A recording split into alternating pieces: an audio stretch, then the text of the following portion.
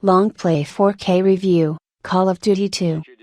Now we know exactly why Hitler lost World War II. Back in the winter of 1941, the Allied countries unleashed a powerful weapon on Germany, regenerating soldiers.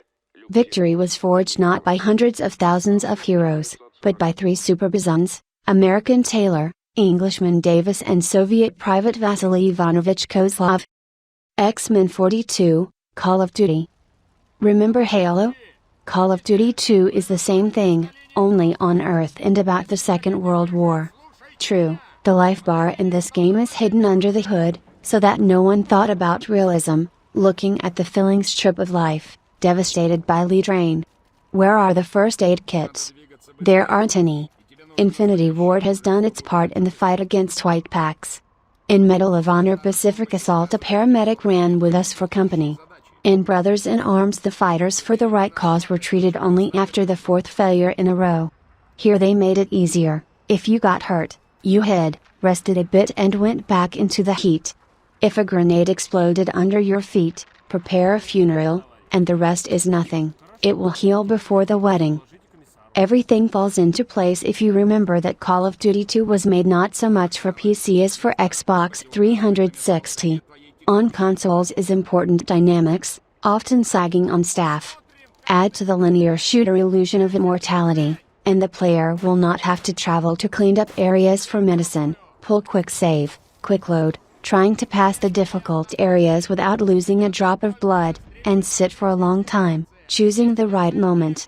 You don't need to save and load safes manually, regular, sometimes every 30 seconds. Checkpoints are responsible for this front, resurrecting the gaping fighter in a flash. Yes, you have to die often. The eye takes not by cunning, but by quantity, marksmanship and brazenness, not forgetting to repop and thrust stabbers. Infinity Ward's killing arithmetic is simple: one accurate hit in the enemy's head, or 3 or 4, in an invisible box symbolizing arms, legs and torso. What does I hit the heart with a Kar 98K mean? Doesn't count. Discharge a couple rounds and just to be sure, kill the guy lying down with the butt of a gun. COD 2 is a story of trial and error, which is best mastered on normal. If you put it on easy, the show will turn into shooting fascists with IQ below 0. If you go for hard, because of dozens of ridiculous deaths and increased survivability of the Kroats, the assault of a short Stalingrad alley will take 20 minutes. It's a typical case. We hustled around the corner, got a line from MG42, lay on the asphalt for a bit, reading Comrade Stalin's saying for the nth thousandth time that the deaths of millions is a statistic, and the take starts again. The winner is not the one who is clever, but the one who has memorized the sequence of actions. You will be helped to wash off the grenades. In addition to rich health, the brave boys are endowed with a built-in threat indicator. Gifts have barely landed, and on the screen there is already an arrow. Look, they are lying over there. Convenient, of course, what a sin, but unsportsmanlike. The incoming reinforcements of partners also cause a smirk. Guys shoot like moles and die like flies, covering the barricades with their carcasses. No sooner had one of them left for the realm of Hades, than another one jumps out from behind a turn or a dead end, to replace him. And you say Serious Sam 2 is meat? Repetition, mother. Behind the questionable innovations in modern picture hides an overripe add-on to Call of Duty. In the single, a worn-out set, the Soviet Union, Great Britain, the United States, Stalingrad, Algeria, Tunisia, Normandy. Do you hear the clunking sound? That's the last thoughts leaking out of the bright heads of Infinity Ward. Having opened with an attempt to recreate the events of the melodrama Enemy at the Gates, Russian plots ended with it. The promised battle for Moscow is a creature of exuberant imagination, packed into a 3-minute tutorial. The next 3 hours are occupied by another excursion through the ruins of the city on the Volga. Residential quarters, factories, a strange run through a giant pipe that overhangs the railway station. At the end, a variation on the theme of the notorious Pavlov's house, the seizure and defense of the city council building. The authors are easy to understand, well, Hollywood did not shoot tearful productions about sniper duels near Moscow, Kursk, Leningrad, Kerch and other cities of the USSR. The British were more fortunate, the longest campaign is dedicated to them.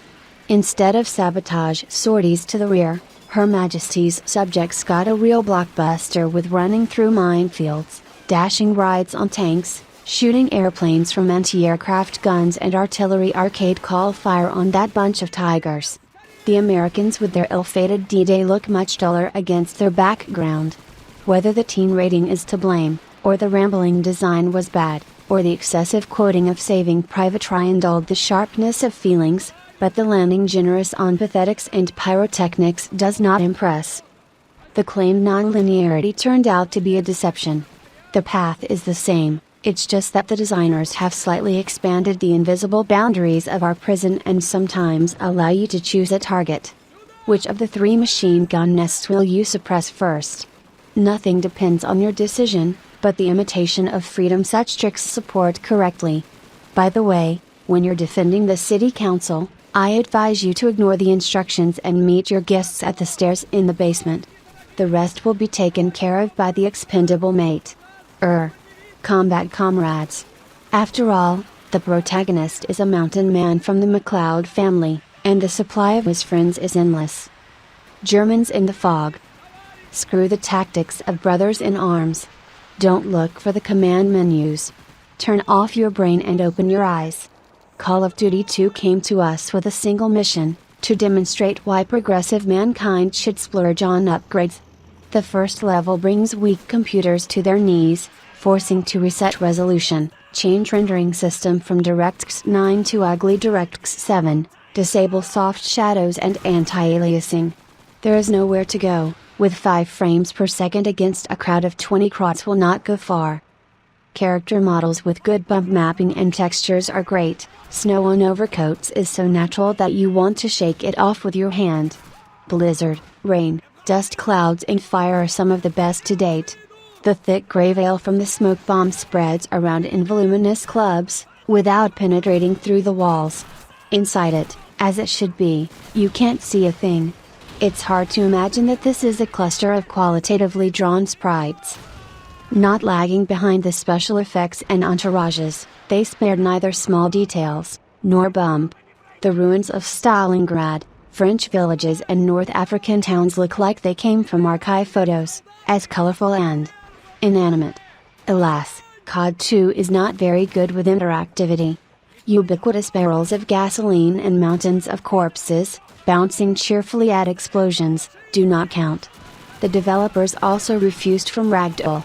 They don't need it. Infinity Ward didn't save money on animators. Shoot an enemy running down the stairs, and he, observing the laws of physics, will roll down, and then neatly spit on the ground. 8% of the game's budget, about $1.2 million, went to voice acting. There are very few briefings, there are no scripted videos at all, but there are 20,000 almost non-repetitive lines. Soldiers honestly react to the changing situation, reporting on what floor the sniper is entrenched on, where the machine gun nest is working and where the grenade came from. Throw on top of the rich sound canvas, mediocre pathos soundtrack from Graham Rayvale, and the prospect of spending 10 hours to destroy the Nazis will not seem terrible. 64 bunnies per server. Multiplayer, unlike single player, needs patches, and immediately. Life regeneration, tolerated in the single player campaign, here encourages cowardly campers. They don't need to guard the repop points of health kits, it's enough to lie down behind any wall and catch their breath. Wildly annoying grenade indicator. How can you organize sneak attacks if your opponents are warned at once? It's not easy to kill with a bullet either, the scarlet arc on the screen indicates the direction of the shot. It seems as if the network part of COD 2 was created without regard to the corrections made by patches in COD and COD, United Offensive. Jumping with view through the fly enabled, rabbit acrobatics, lack of protection from hackers like Punkbuster, crappy weapon balance. They took away the sprint button, a standard since RTCW, flamethrowers and vehicles, but added scan sets, pump shotgun and breath hold when using sniper rifle. And there are only 13 maps, and most of them are remakes of COD levels with ennobled graphics.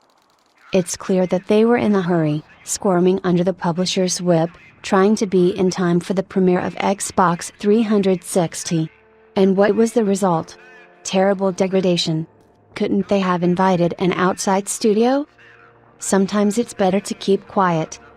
Infinity Ward still hasn't said anything new about World War II. The fruit of its 1.5-year efforts should be renamed Call of Duty 2005. Boyish, smarmy, loud, and unbearably secondary, like a dried up taffy in a pearlescent wrapper. It doesn't ruin your teeth, but it's no fun. You unwrap it, snap your jaw, swallow it and forget about it.